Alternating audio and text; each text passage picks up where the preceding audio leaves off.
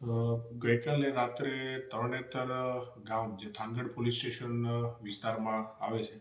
આ ગામની અંદર એક લકી ડ્રોનું આયોજન જે છે એ કરવામાં આવેલું હતું. અ, પોલીસ અને તંત્ર દ્વારા આવી કોઈ પણ આયોજન બાબતે મંજૂરી આપવામાં આવેલ ન હતી, જેના કારણે આ આયોજન છે એ બંધ રાખવા માટે થઈને પણ પોલીસ દ્વારા સૂચના કરવામાં આવેલી હતી. ત્યારબાદ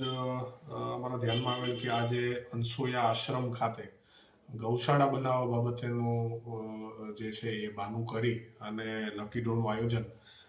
ત્યાંના મહંત શ્રી રામદાસ બાપુ અને બીજા અન્ય 6 જેટલા વ્યક્તિઓએ સાથે મળીને કરેલું હતું. ત્યાં એ આયોજન અટકાવવા માટે થઈને જે છે એ પોલીસ દ્વારા કાર્યવાહી કરવામાં આવેલી હતી અને એ દરમિયાન આ આયોજનની અંદર જે લકી ડ્રો અને પૈસાનો વહીવટ બાબતે ગેરરીતિ થયેલ હોવાનું ત્યાં ભેગા થયેલા લોકો અને ડ્રોની અંદર જે પણ વ્યક્તિઓ ભાગ લેતા હતા એમના દ્વારા આક્ષેપ કરવામાં આવેલો હતો અને ત્યાં આયોજકો અને સામાન્ય પબ્લિક વચ્ચે પણ આ બાબતે મગજમારી થયેલી હતી. જે વસ્તુને અટકાવવા માટે થઈને તાત્કાલિક જ પોલીસે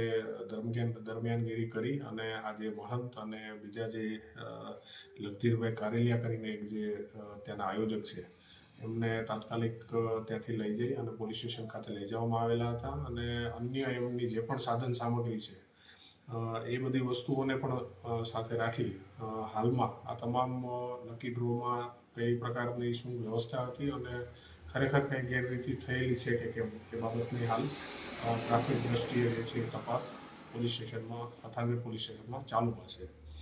બીજું એક એવી સ્પષ્ટતા કરવાની કે આ જે સમગ્ર બનાવ હતો એ બનાવ વખતે પાછળથી એવા મીડિયા રિપોર્ટ્સ જે છે એ સામે આવેલા હતા કે પોલીસ ઉપર પથ્થરમારો થયેલો છે. ખરેખર આવો કોઈ પથ્થરમારો થયેલો નથી. જે વિડીયો પણ જે સામે આવે છે એમાં માત્ર અને માત્ર પબ્લિક દ્વારા એ જે આયોજક જે છે એમના પ્રત્યેના રોષના અનુસંધાને